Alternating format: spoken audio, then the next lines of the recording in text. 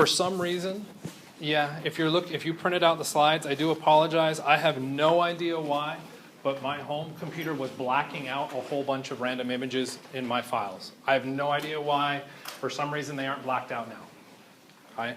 So these were the reactions that were underneath it. And for one of the slides, I don't even remember what image was supposed to be underneath it, quite frankly. So we're just kind of working with what we got. All Chapter 6 is about is acids and bases. Okay? When I reference acids and bases, I'm very particularly referring to one type of acid and base. That one type of acid and base is which definition? Bronsted-Lowry. There are tons of definitions when it comes to acids and bases. Okay? The one that you guys might, in theory, be most used to from Gen Chem is the Arrhenius definition, which is way too narrow and it doesn't apply to organic chemistry very well at all. The Bronsted-Lowry definition is a little bit more broad. It still only has kind of a niche market within organic chemistry. Okay? Ultimately, what we're concerned about in all forms of chemistry is how we make and break bonds. So to make and break bonds, we're concerned about the motion of electrons. So a good definition would be stop looking at atoms or small molecules, but look at the flow of the electrons involved in each of your reactions. That's where the Lewis definition comes in. Okay? So Lewis applies to all chemistry. Everything that you could possibly envision as far as bond breaking and making, that's happening within Lewis' definition of acids and bases. Okay? And he defines those as electron acceptors and electron donors. Okay? So your Lewis acid happens to be an electron acceptor, which is our acid, and our electron donor is a Lewis base.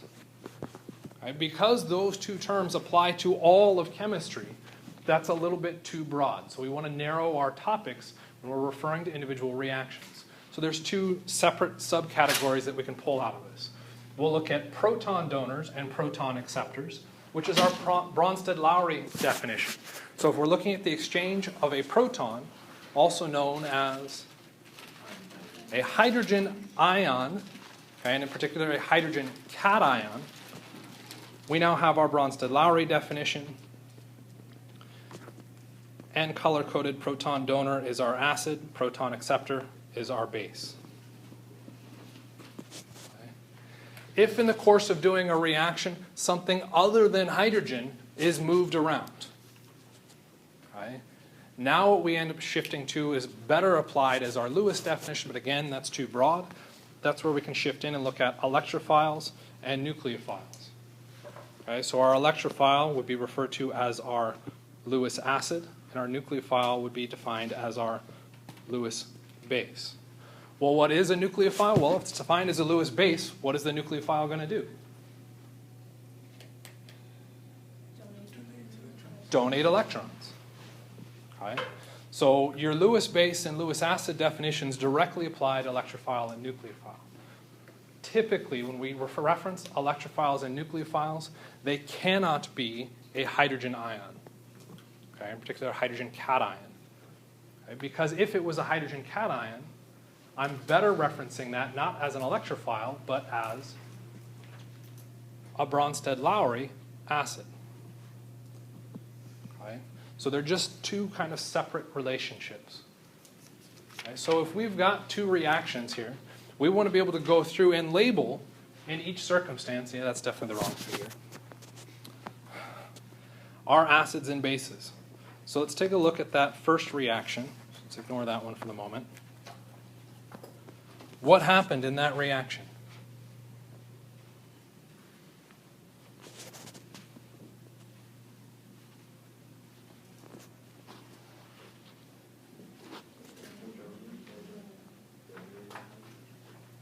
Getting extra specific with that, we could start naming and saying exactly what each of these things are doing.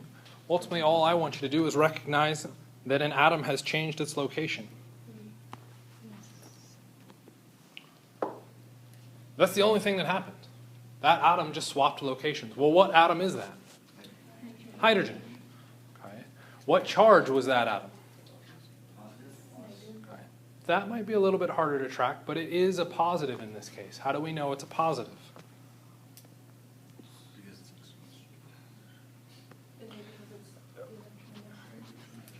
Why next to oxygen being important? Because it's really electronegative. Oxygen is very, very electronegative, okay, which means that the electrons between the hydrogen and the oxygen spend most of their time with oxygen.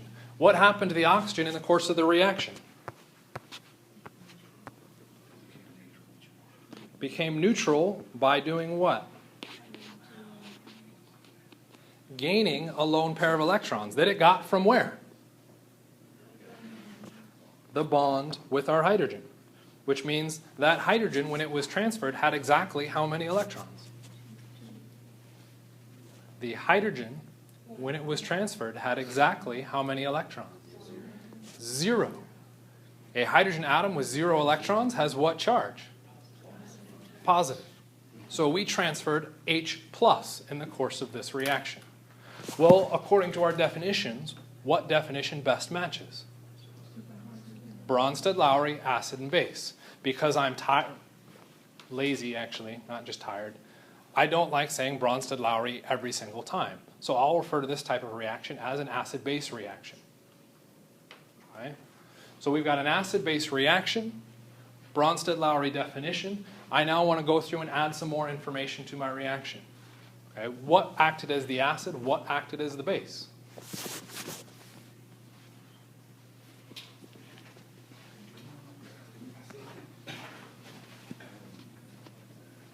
Why did it act as an acid? What happened to the bulk of that structure? Well, when we look at the product, the result was that it lost H+, also known as donated H+. Okay, so it's an acid. Well, if it's the acid, what does the other structure got to be? A base. Is it obviously a base? Okay, that's kind of a personal choice. I personally wouldn't say that that is obviously a base. I look at those two reactants and I see H3O plus and I go think back to all the Gen Chem nightmares I had with 152 and all the acids and bases and go, oh, H3O plus is an acid. Well, if it's an acid, what does it have to react with? A base.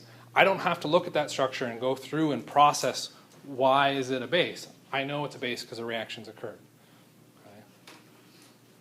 Just because I don't have to do that to figure it out doesn't mean we aren't going to. How do we know it's a base? What changed to that structure as we went from the reactant to the product? It accepted a hydrogen. Well, what species accepts hydrogens? Bronsted-Lowry bases, proton acceptors. Okay? So looking at the changes across our reaction can allow us to classify and define reagents according to their chemistry. Right, and this may seem really simple and silly, and why would I bother to do it? Well, if I recognize that I have an acid, I don't have to know anything really about the other one. Okay? I know it's acting as a base. And because I've spent the time to memorize the definition of a base, which is what? A proton acceptor. If I now need to predict the product, what do I have to do to that structure? I have to put a hydrogen on it. Right? So if I can find my acid or my base quickly, and classify it and name it, I now know what has to change. And I can start to predict my products just by following the raw definition of what makes it an acid or a base. Right? That can be exceptionally helpful. Right? Particularly because by the end of the second semester and by the end of this semester, what are you expected to do? Predict products. Okay? So if you can identify some information, that some information can potentially get you to be able to predict some aspect of your product. Okay? Questions? That was theoretically the easy one. Okay? Bottom one, which again was not the one I had hoped to actually show here, but we're going to look at it anyway.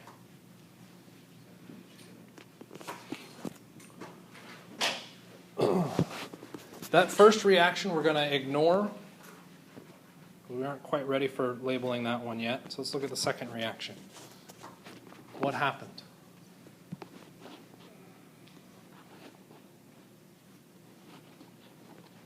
What changed? And for those of you that want a balanced equation, I apologize.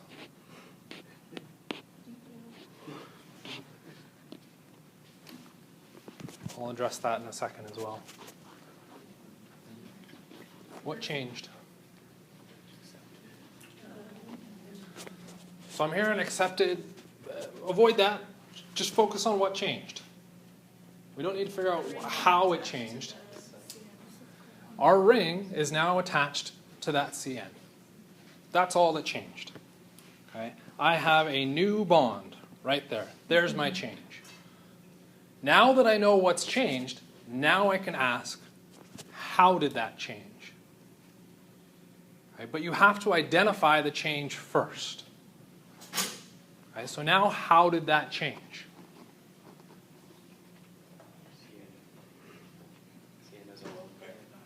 CN has a lone pair. Further, what charge is it? Negative. What do we need to stabilize a negative? Positive. So what has to happen?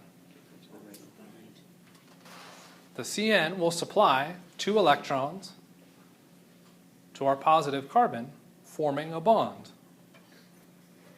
CN did what? Donated electrons, a lone pair. What definition best matches that? Okay, so this is where we got to be careful. When you say base, remember, when I say acids and bases, I'm saying Bronsted-Lowry. Okay, that's an implied assumption in front of that. So when you say base, I think you're telling me that's a Bronsted-Lowry reaction. Is it a Bronsted-Lowry reaction?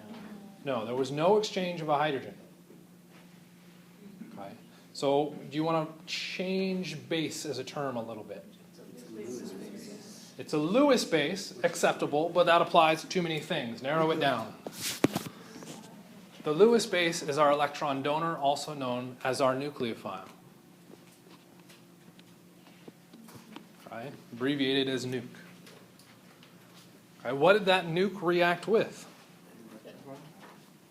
How do you know it was an electrophile? A reaction occurred and it's not hydrogen. It's a carbon atom. So again, if I can find some information, I can start to do something about predicting this. That's some information that was kind of nice here. What charge was the CN? Negative. So if we're trying to predict this reaction, we find the negative, and what did you do with it? Attach to the positive. Okay. What charge is a nucleophile typically? Nucleophiles tend to be negative. What do our electrophiles tend to be? What does a proton acceptor need to be? Okay. A proton is positive. What does a proton acceptor need to be able to attract that positive? What charge is our proton donor? H plus. All the way through this, it's positive, negative, positive, negative, positive, negative. How do you know an atom is positive? We could look for a formal charge. Okay? You may laugh like, oh, that was a really silly observation. It's an awesome observation that nearly everybody misses. Okay? Look for that positive charge. It may be hidden from you. How else could we get a positive charge? Kinda, sorta. If it lost electrons, but that's not obvious if we look at a structure.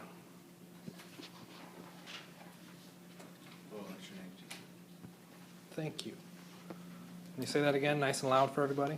Electronegativity. Where's our positive in this structure?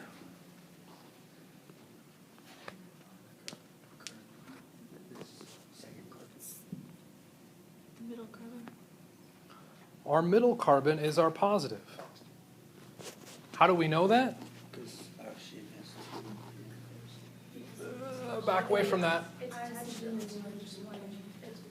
Oxygen is more electronegative. The oxygen being attached to that carbon is drawing electron density away from the carbon. right? Which means the carbon becomes positive. Okay? So if you understand electronegativity and your definitions of acids and bases, my work is done. Okay? And everybody laughs at that. It's quite as simple as that. When it comes to the reactivity for organic chemistry, that's it. All of them. That's all they do. Okay? You may not believe me, but hopefully, partway through second semester of organic chemistry, it will dawn on you. Oh, all I got to do is put the negative next to the positive. And that'll be it.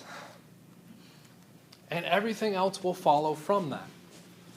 Right? And then organic chemistry, instead of becoming hard and challenging, becomes boring. You're just like, oh, that's all I got to do. I just put the 2 next, and then I'm done. Right? So these definitions are incredibly important. I will absolutely ask them on exam 3. And because we only have one more exam, that's the only time you'll see these definitions. Right? But it will show up strict definitions, and then I will also ask you to identify within a reaction, where's your acid, where is your base? Because it is of critical importance to advancing through organic chem. Questions? Okay. So, in general, you may see a bunch of arrows pop up. Theoretically, you're already familiar with most of these. The only 2 that you should have really any trouble with at this point would be these last 2. And theoretically, even that first one you should already know. When have we used that first one? When we're moving electrons. And when have we moved electrons? In resonance. Where else are we going to move electrons? In our acid-base reactions. Okay? And ultimately, everything we do in organic chemistry is going to be centered on those arrows and how we show the motion of electrons. What's that second arrow showing? Sorry, let me try that again. The second arrow that I've got boxed in. Only a single electron? I'm only moving a single electron. How do you know that? Don't give me it says it. It is equally comparable. There's half an arrowhead. If you look at our resonance arrow, or our mechanism arrow, how many heads are on that arrow? 2. 2 lines representing our arrowheads, right? 1, 2. If we look at the other arrow, what's happening? It only has 1 head because I'm moving 1 electron as opposed to 2 electrons. Probably my least favorite chemistry involves using single-headed electrons. That's our radicals. That'll happen at the very end of this semester. Okay? Yeah, I agree. Okay? So you need to know what they mean and you need to know how to use them, which is going to get us to this next aspect, curved arrow notation. So ultimately what we're looking at is breaking and making bonds by moving electrons around. Okay? We did this already with resonance, but the bonds that we broke when we looked at resonance were what bonds? Not double bonds, pi bonds. Pi bonds were the only bonds we could make or break when dealing with resonance. Okay? When we're going into a reaction, we're now making and breaking sigma bonds. We're going to use the exact same notation to move electrons around. We're just now moving them between atoms and making those sigma bonds or breaking those sigma bonds. Okay? Always, all cases, arrows show the motion of electrons. Where do the electrons start and where are they ending up? Okay? So if we now have these 2 reactions for us, what we might try and do is use the balanced-ish reaction to predict how those arrows move. All right, so I'm going to give you the first one. We'll add curved arrows to the top of that. Okay. I know what happened. My hydrogen has changed places. You look at your Gen Chem textbook, like, oh, the hydrogen moved over here. Makes me want to burn Gen Chem textbooks. Okay. We need to show the motion of the electrons. Okay. Well, we said it was H plus that's getting moved. So if I start my arrow at the H plus, does it have any electrons? No. So it's a completely nonsensical BS move. Where are the electrons coming from? From the oxygen on our alcohol. Those electrons are being shared with the hydrogen. So I start my arrow where my electrons are, my source of electrons, and I push them towards where my electrons are lacking. Okay? Tricky aspect to this. Where are the electrons lacking? The sigma bond with the oxygen and the hydrogen. The electrons are lacking on the hydrogen, but our oxygen is the one that is positive. Formal charge does not dictate missing electrons. It dictates the balance of electrons around an individual atom. So formal charge can allow us to say that yes, this structure is positive, but that may not be the reactive atom. Okay, the molecule is reactive as a positive. Which atom is reactive as our positive? The hydrogen, not the oxygen. Why not the oxygen? It's more electronegative. Why is it not reacting? We said find a positive, find a negative. What's that? Because it doesn't make two. Okay, why does it not want to? Why is that oxygen saying, no, I can't do it? It has its octet satisfied. I cannot share more electrons with that oxygen. Because if I give it more electrons, it now has 10 electrons. It's exceeded its octet. Okay? So we can't dump those electrons onto the oxygen. We have to share them with that hydrogen. So what we've now shown is a bond forming between our oxygen and our hydrogen. Okay? We could show, if we really wanted to, a dashed line in there. I usually think that's confusing. Okay? But we'll just kind of imply it. So with that single arrow motion, what would my product look like? Conglomeration was a pretty good word there. There's my new bond to my hydrogen, the rest of my carbon structure, whatever's out there. Did I show anything happen to the electrons between the hydrogen and the oxygen? So that bond is still there. Shouldn't that first oxygen have a little pair still? I'll accept that. And if we're going to deal with charge, that oxygen is also now formally positive. That's what that first arrow shows, is this result as our product. No, because hydrogen can't have I appreciate the confidence in the no, but this is what it shows. Now the question is that valid to show? No. What is wrong with this structure? Hydrogen can only have one bond. 2 electrons can only be around it. Right now it's got 4. What does that mean? This structure is wrong. I have to add another arrow on my reactant side to account for that. Okay. So what do? I add a second arrow where I'm now moving electrons away from the hydrogen. Well, why do I want to move electrons away from the hydrogen? Because if we looked at our result, it has too many. I have to get electrons away from the hydrogen. All right, so what electrons do I choose to remove? All right, if we look again at our bad drawing, we have 2 options. We've got the blue bond, and we have now our purple bond. Which set of electrons should I move? Why the purple? I just made the blue, so if I'm going to go through and do a mechanism, it would be nice if I did something that actually got me to a new structure instead of leaving me right back where I started. Okay? It's valid. Both are possible. But what we're trying to show is what would advance us. So what we'll do is we'll show that purple bond breaking. Okay? Well, where do those purple electrons need to move? To the oxygen. There's my arrow. The result of this isn't exactly what we've got. Okay? Kind of makes sense? You can't just, and maybe I'm looking wrong, but move that one lone pair off of the lowering hydronium. I guess you gotta show that the H is going over to there too. Yeah. Okay. A lot of this comes back to how can we move electrons. Okay. Electrons are incredibly unstable. How do we know they're incredibly unstable? Is there a source of electrons in this room? Yeah, where's that source? The outlets. we typically tell you it's a really bad idea to stick your finger in the outlets because electrons are so unstable that they will hurt us. We can plug in our electrical devices because we're now using that high energy to power our devices. So electrons are incredibly unstable. They never exist in their own or on their free states. So they can only move very short distances, from atom to bond or bond to atom. If we want, we can kind of cheat and we can say bond to bond. Okay? But ultimately, that's just a combination of atom to bond, bond to atom. To bond. Okay?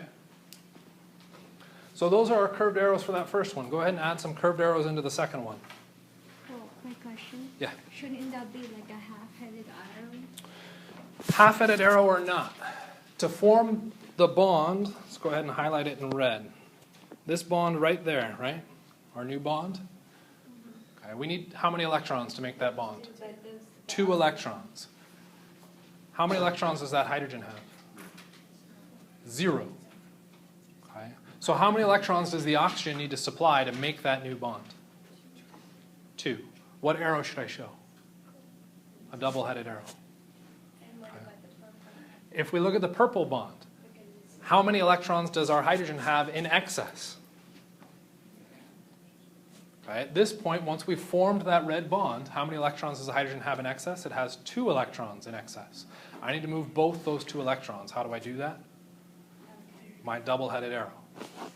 Okay. In this case, we could also kind of cheat. The oxygen has 2 electrons as a lone pair. Okay, so we don't want to use a single-headed arrow. How do we know it's not a single-headed arrow reaction? That is one you're kind of going to have to take for granted. Experimentally, we can go through and test that. If it was a single-headed arrow reaction, we get a lot of very reactive intermediates, which generates a whole vast array of nasty byproducts that we would then be able to test and look for. When we run this reaction, the only things we find in the solution are these 4.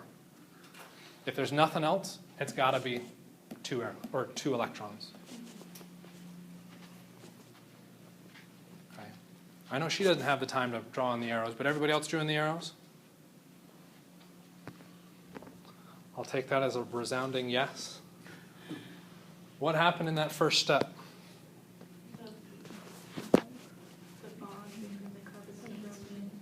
Okay, the bond between the carbon and the bromine broke. So where's my source of electrons? The bond. So where should my arrow start? In the bond. Where did those electrons move? How do I know they moved to the bromine? 2 answers, good call. If we look at the products of that, the carbon is positive. How does carbon become positive? If it loses electrons. So the electrons better move away from the carbon, otherwise it wouldn't become positive. What else could I look at? The bromine is negative. For the bromine to become negative, what has to happen? It has to gain electrons, which we can see is an extra lone pair. If we were expected to predict without the product shown where would the electrons move, we would probably still show this same arrow. Why? Bromine is more electronegative than the carbon. Bromine is very likely to take the electrons away from the carbon, and I would expect this as my first product anyway. Okay. Beyond your knowledge at this point, that's 8, 9, 10, something like that. Okay. What happens in the second step? Or actually, let's change that. Did anything else happen in that first step? Nothing else changed. That's it. I will say that it appears to magically have appeared as Cn minus, which we'll talk about here in a second. Okay. What happens in the second step? Cn minus donates electrons to the positive. So where's my electron source? Cn goes to the positive. Nice and straightforward. Where did my arrow start? At the lone pair was exactly what I was fishing for. You'll notice how many lone pairs are there? 2. 1 on the carbon, 1 on the nitrogen. Why did we show the 1 on the carbon, not the 1 on the nitrogen?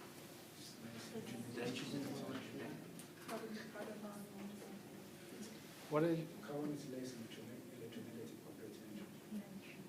which would mean what? Nitrogen will hold on to its electrons. Good jump.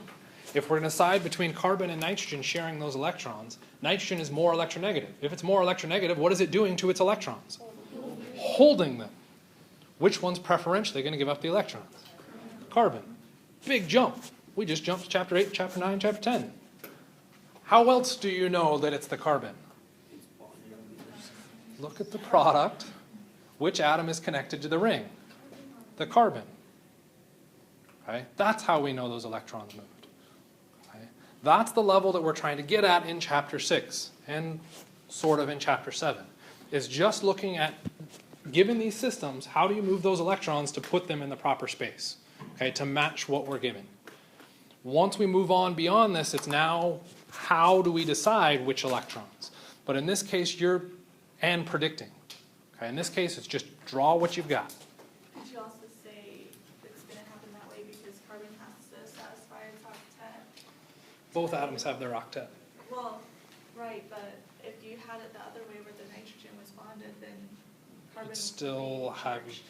But It would be charged. It would be charged, but it still has its octet. Right. Yeah. So we could look at another charge relationship as well. Okay. So ultimately, what we've got here is just curved arrow notation. We're just trying to show how the electrons move. Okay. So you should have seen. I think this slide has popped up before. We're looking at resonance and mechanisms. What happens when we look at resonance? What happens when we look at mechanisms? Ultimately, it's doing the exact same thing. We're just moving electrons. It's just a question of how we move electrons. So if we look at the structure down at the bottom, what might we be asked to do? Resonance or mechanism? With that structure drawn, lower left-hand corner. Why resonance?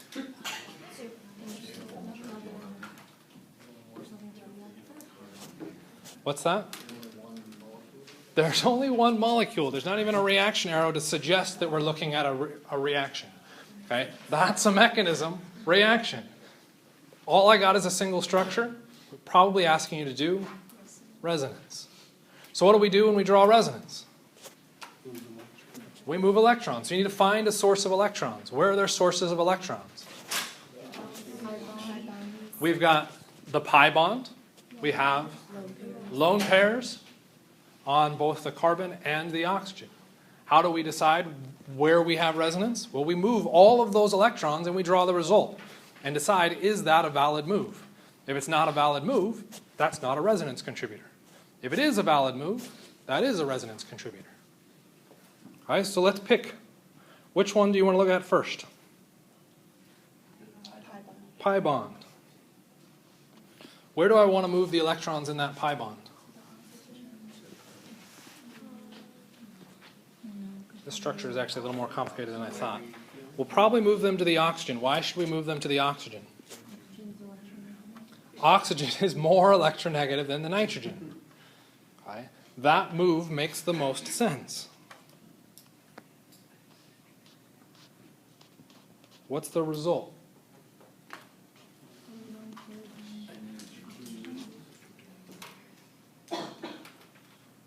Our oxygen is now negatively charged and our nitrogen is now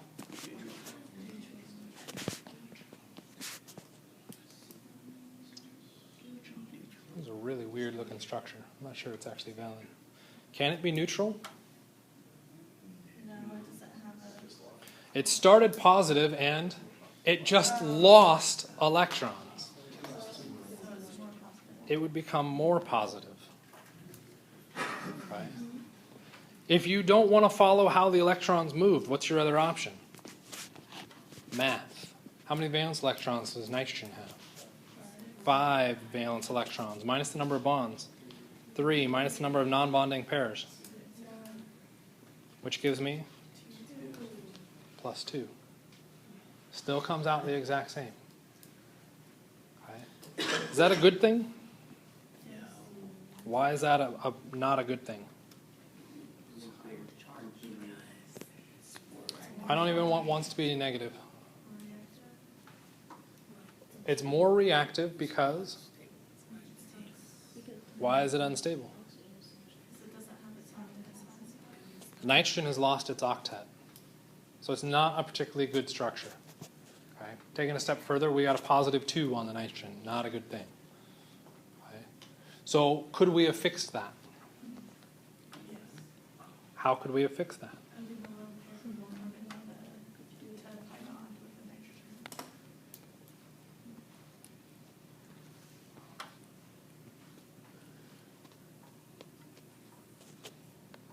Now what happens? The nitrogen will still be positive. It lost electrons, but then gained electrons. Net result was no change, so its charge stays positive. The carbon, on the other hand, started negative, but lost electrons, so goes neutral. Okay, we now have a possible resonance structure. What we're trying to do is move those electrons around and see what happens. Okay? Questions? What happens with a mechanism?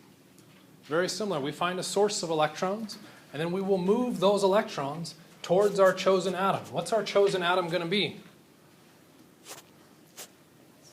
Which atom is going to be attracted to electrons? An electronegative element is most commonly going to be taking the electrons. So if we look at that very first step, what was our arrow? We chose electrons. Where were those electrons? In the bond, and in this case, a sigma bond. This should immediately be, oh my God, alarm bells, I can't do this. You're right, you can't do this in resonance. In a mechanism, we are allowed to break sigma bonds. Okay, the bonds that we will break first will be our pi or our polar bonds, our polar sigma bonds. So we can break that bond. Okay? After that, we draw our products. What's our next step? Same thing as before. Find a source of electrons. I've got 2 sources of electrons. I've got Br minus and I have Cn minus. Which one do I use? Why Cn? Can Br minus just as easily reattack? How do I show that? Equilibrium arrow, saying that this reaction go backwards and forwards. Okay? Because I want to try and advance forwards to something else, I'll pick a different source of electrons. That different source of electrons is the Cn minus, so I can use those electrons and show them attacking. Once I've done that push, I then have to decide, is my octet satisfied or not? Okay? If my octets are satisfied, then I'm fine. If the octets aren't satisfied, as in I've exceeded an octet, then what I need to go through and do is break the easiest bond. Which bond is easier to break? Pi. Why is pi easier to break than sigma? Why is it higher energy? There's a node in your pi orbital overlap because when we look at our pi orbitals forming a bond, what is it? Versus our sigma. Sigma were direct overlap, pi were indirect. All that stuff we talked about comes back and haunts. Okay? So you have to constantly be reviewing this and seeing these applications. So, back to our acids and bases. We get 2 structures here. So the left side of the classroom picks the left molecule. Right side of the classroom gets the right molecule. Our left or your left? Fair enough. This side of the class do the right molecule.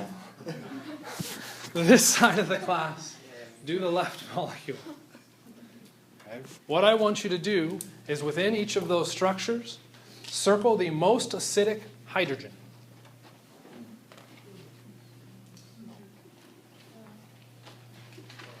And I'm not asking is it acidic or not, I'm just most acidic.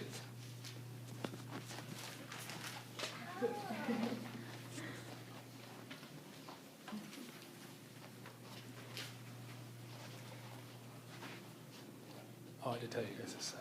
I was like, what structure are you doing?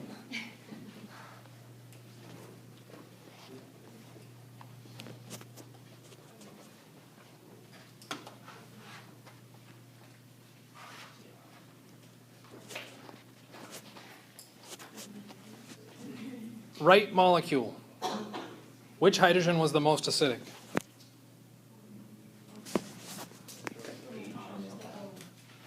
The H connected to our oxygen of our alcohol functional group. Left side of the classroom, what was the most acidic hydrogen? The H connected to the oxygen again. So this is something I always find kind of fascinating. Almost every student in here got that answer, and probably every single one of you got that answer. How many of you have gone through and ranked acids and bases before where you had to decide which was the most acidic? Maybe one or two of you, yet you already instinctively have the notion of where your acid is. All of the rules on ranking acids and bases are just building on that instinctive notion. Right? You have this ability already. Right? Now the harder question. Which one's more acidic, blue or red? Why is blue more acidic than red?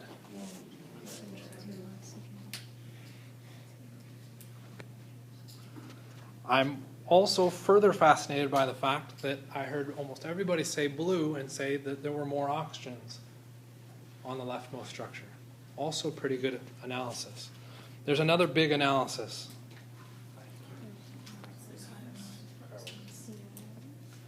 Say that a little bit louder. I think that was you, Carson. Yeah, carboxyl. This functional group is a carboxylic. What was that? Acid. The other one was? Which one do you think is more acidic? The one that's called an acid? Recognizing your functional groups can get you to an answer pretty quickly as well. Okay? So what we want to be able to do is come up with some way to rank and evaluate these things, because as we go to larger and larger structures, it's going to get more and more complex. So there's a couple analyses that we can go through. You could think back to 152. Most people seem to like this analogy. I don't particularly like it. If we look at radioactivity, the nucleus is unstable and resorts to radioactivity when? An approximation is fine. When does a nucleus actually resort to radioactivity? Name a radioactive element. Uranium. Try again. Radon. Try again. Plutonium. Okay. You're listing a whole bunch of elements that are located where? At the bottom of our periodic table. Why are they at the bottom of the periodic table? It's not because they're radioactive. Why are they heavier? Lots of protons and ultimately lots of neutrons. What ended up happening? We've added so many protons in there that the positive positives next to each other are doing what? Repel away. We've put so much crap in there of things trying to repel away from each other that we can't add enough glue, our neutrons, to keep it all together. And eventually what happens? The nucleus explodes apart. It's that opposite charge repulsion. Okay? So if we're looking at these molecules, what we want to try and do is decide which of these, okay, is going to generate a more stable product. The more stable that product is, the more likely it's going to ditch that hydrogen. How do we evaluate that stability? It comes back to charge. We want to minimize that charge as best we can. Well, what charge is there? I don't see any charges on these. It's because we aren't looking at the stability of the products yet, are we? To look at the stability of the product, what do I have to do? I have to run the reaction.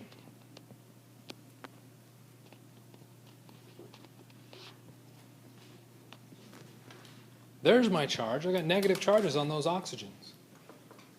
All right, but oxygen is more electronegative, so that makes sense. It should have a negative charge. Which one of those is more stable? Okay. Which one of those was the stronger acid? The left or the right? The left. So which one of these species is more stable, the left or the right? The left product is going to be more stable than our right product. Which means what about the negative charge? Is it more negative or less negative? Less negative. How is it less negative?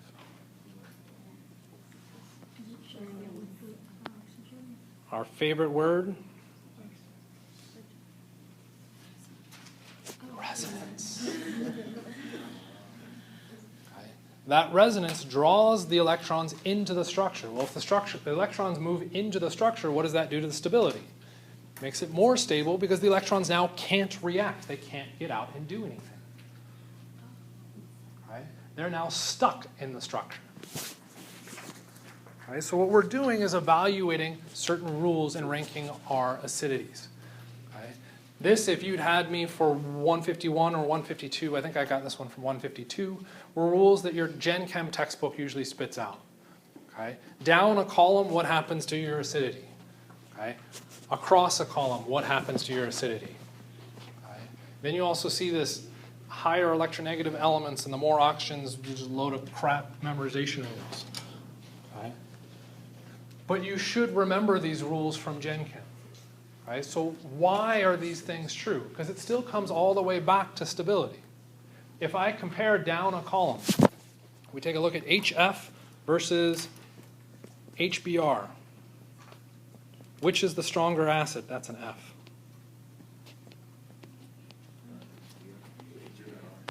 Hopefully everybody remembers HBr is the stronger acid. In theory, what you would remember is that HBr is by definition a strong acid and HF is not a strong acid. So by definition, HBr needs to be a stronger acid. Why?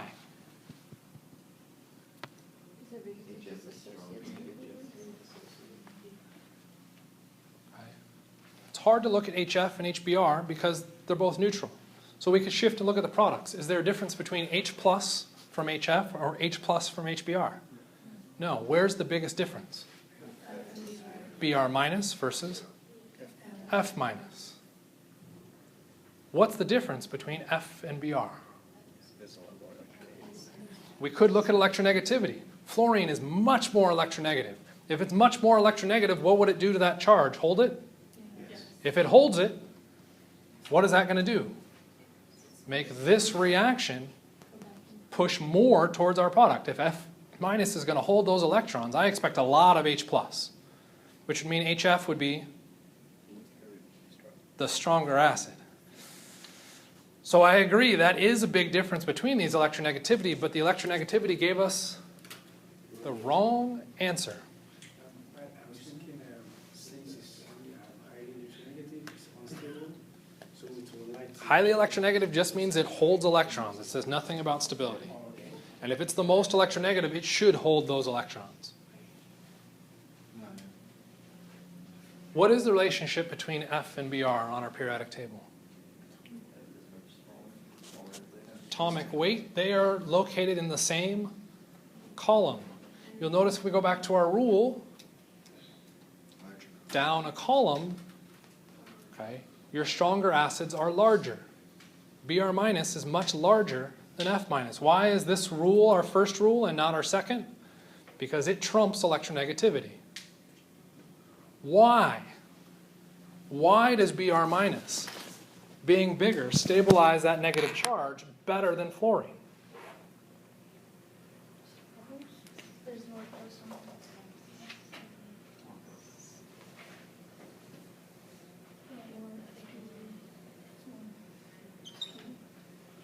What's the thing that makes both those molecules reactive?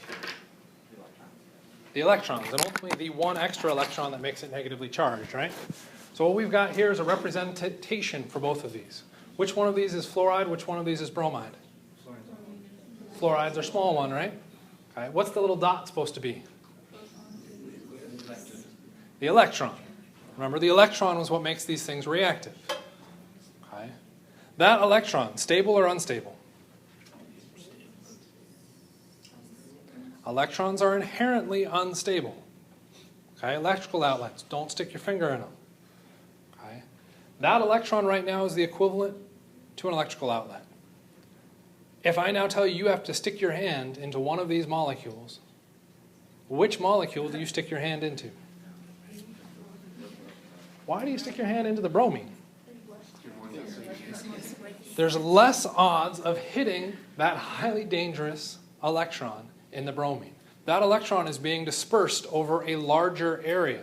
So even though fluoride can hold the electron better because of electronegativity, it is still really small. It's holding it in a very tiny area. Okay? In a larger area, it may not hold the electron as well, but it's now dispersed over a larger area. The effective charge is smaller. Okay? So what we're trying to do is find a balance between these, both size and electronegativity. That's going to help us determine our positives and our negatives and help us predict our acids and bases. Come on. Two new rules are going to come up out of this. Stronger acids have conjugate bases with resonance. Okay? And if we have hydrogens closer to electronegative elements, they are more acidic. Okay? What those two rules are ultimately just a replication of rule 1 and 2. What does resonance do? How? It moves the electrons into the structure. It delocalizes the electrons across multiple atoms, which means the electrons are now shared across a larger area. Rule 5 is a repeat of Rule 1, except in Rule 1 it was an atom effect. In Rule 5 it's a molecular effect, a structural effect. Rule 6, hydrogens closer to electronegative elements are more acidic. Why? Because the electronegative elements are doing what to the electrons? Taking them. If hydrogen doesn't have electrons, by definition an acid. Rule 6 is a repeat of Rule 2. Except in Rule 2, it was an atom effect. Rule 6, a structural effect. Okay? A molecular effect. We're using the same things and we're just applying them again and again and again. So, this was officially going to be a quiz. Since we haven't done a quiz in a while, let's go ahead and do that. So we're looking at the stability of having a negative charge on oxygen versus a negative charge on fluoride. Are they within a column? No. So comparing within a column is a bad idea. So we're looking at within a row, Rule 2 was larger electronegativity, which means HF is the stronger acid than H2O. The last two become trickier because what we're looking at are molecule effects. So if we take a look at this structure, this is something that you are responsible for being able to do. What functional group is this? Carboxylic acid. Which do you think is more acidic, an acid or water? Right? An acid. One thing that you have to watch out for, almost everywhere I noticed a lot of people were jumping on that being OH. Oh, it's hydroxide. No, that's not hydroxide. Okay? What that is an OH, which is something that shows up in hydroxide. But in hydroxide, to make it hydroxide, I have to have OH minus. How does the oxygen become negative in hydroxide?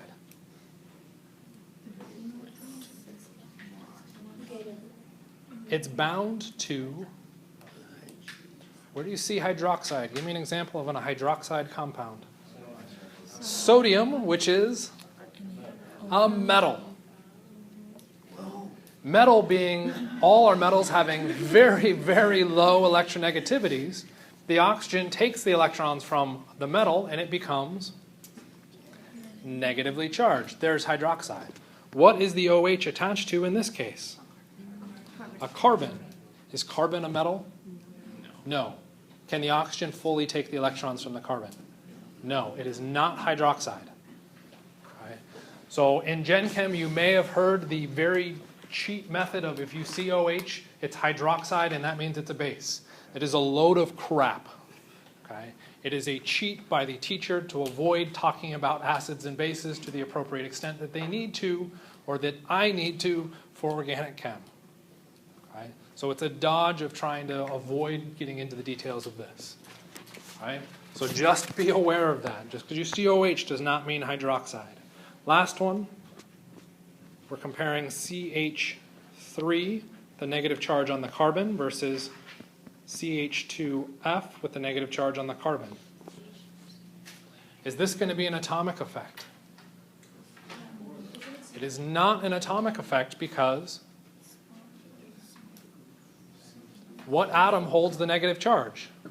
Carbon. Is it different? No. So it cannot be an atom effect. Okay? Because it's the exact same atom holding the charge. There's no difference. So what do? We move an atom further away and we encounter fluorine versus hydrogen. Which one takes electrons better? Fluorine. What does that mean? We have an inductive effect that makes CH2F minus more stable, which means that structure is more acidic. Okay? Right, so you may have memorized some of these from Gen Chem. What you now need to start branching out from is away from that memorization and applying the rules that we just went through. Okay? And it all comes back to that simple statement in the red box, stability. Everything we are trying to do minimizes charge in some form or another. That is our goal. So when we run through a reaction, if we want to predict if a reaction occurs, draw it out, see what you get. Okay? Is the result a minimization of the charge? If it's not, you probably drew something out wrong. Did it minimize the charge? Yeah, that's a good step. Okay? You are expected to balance back and forth between ranking acids and bases. Why does that get tricky? They're opposite definitions, which means you have to take into consideration what's happening in both situations. When we look at acids, what we end up ranking are our conjugate base. We look for the least negative conjugate base. So we draw the reaction, we remove the hydrogen, and we look at the result. Is that species more or less stable? Okay.